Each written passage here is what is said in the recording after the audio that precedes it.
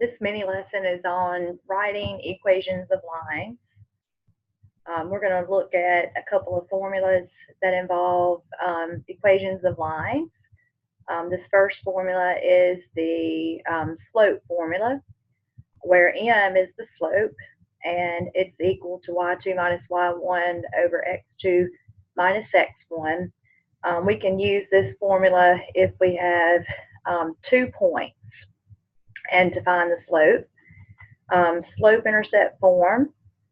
In this form, y equals mx plus b. M is the slope of a line.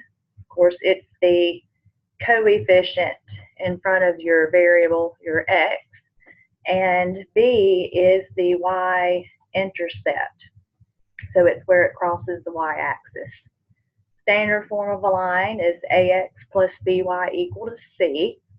And the last form here is called point-slope form, where m is the slope again, and x1, y1 is a point on the line. To write the equation of a line, we're going to use point-slope form. So the key here is to write the equation of a line. There are 2 things that we need. We have to have the slope of the line, and we have to have a point on that line to write the equation of a line. If we are missing something, then we have to find it. Our first example is to write the equation of a line in slope-intercept form. So we're going to write the equation in y equals mx plus b. And then in standard form, where it's ax plus by equal to c. So this problem, they give us the slope, which this is our m. It's negative 2 over 3, and it passes through the point 8, negative 1. To write the equation, we're going to use point-slope form. Y minus y1 equals m x minus x1. We're going to substitute our information into the formula. We've got y minus, well, notice this is x1, y1. Notice our y is negative. So that's going to give us a double negative there, which will change it to positive. We've got negative 2/3 as m. And then we've got x minus x1 is 8.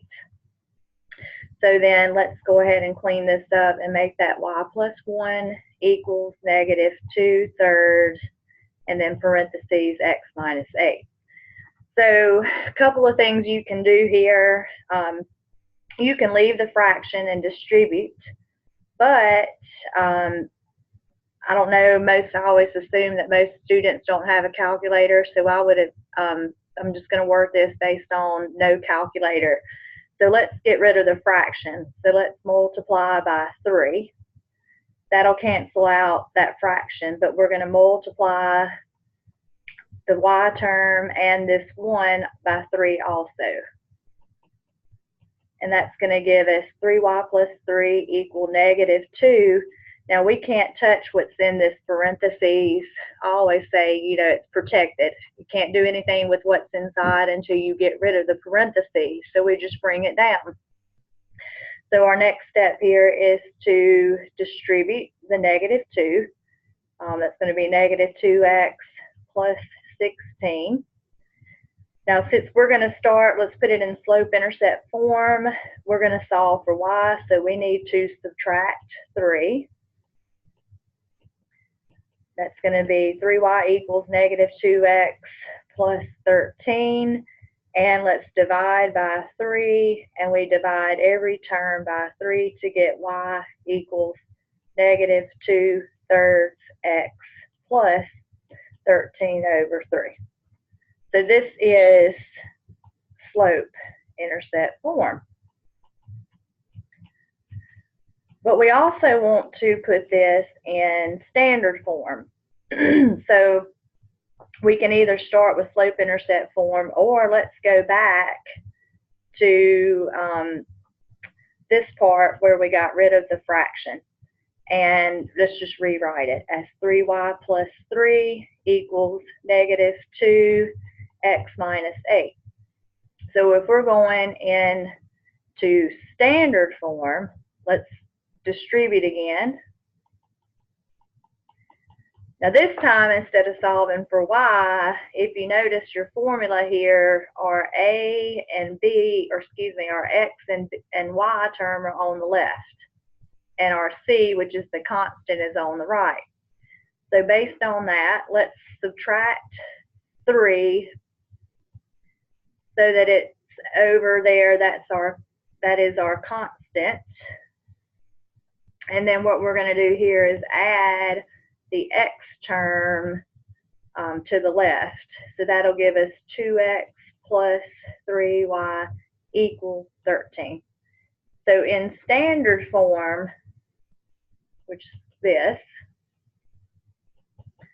you want to make sure that there are no fractions and that the x term is positive. So if the x term is negative, we would just, change all of the signs to the opposite. All right, our second example here. Notice that we are writing the equation of a line that passes through 2 points.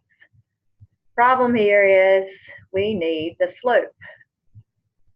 But we have a formula that we can use to find slope. That's that y2 minus y1 over x2 minus x1.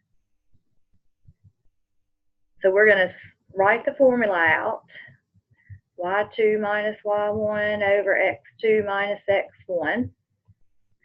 We're going to plug in there. Now there's always a minus in this formula, so I'm just going to place my numbers in the right spot.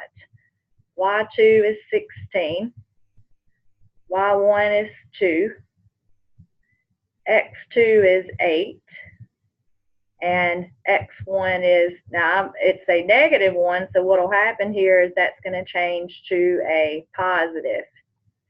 So that's 16 minus 2 over 8 plus 1, which gives us 14 over 9, which is not going to reduce, so that is our slope. So what we'll do now is take our slope, and we're going to pick one of the points. It does not matter. I'm going to choose probably the smaller numbers, so I'm going to choose -1, 2. And we're going to substitute it into point slope form.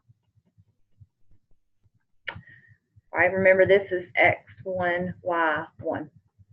So we have y minus 2 equals 14 over 9, x minus a -1. I'm going to go ahead and make that a plus because it's a double negative.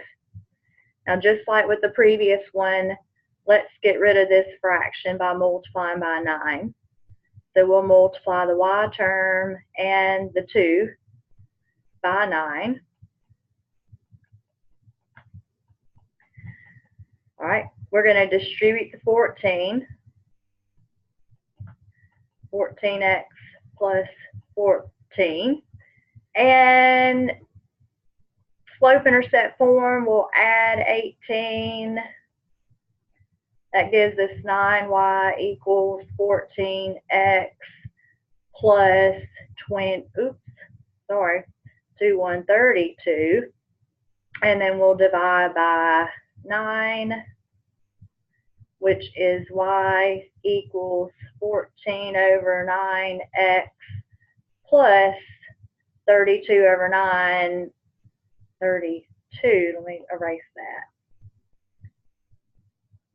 It's going to be 32 over 9, which will not reduce. So this is slope-intercept form. I just abbreviate SIF. Standard, let's just go back to this part right here.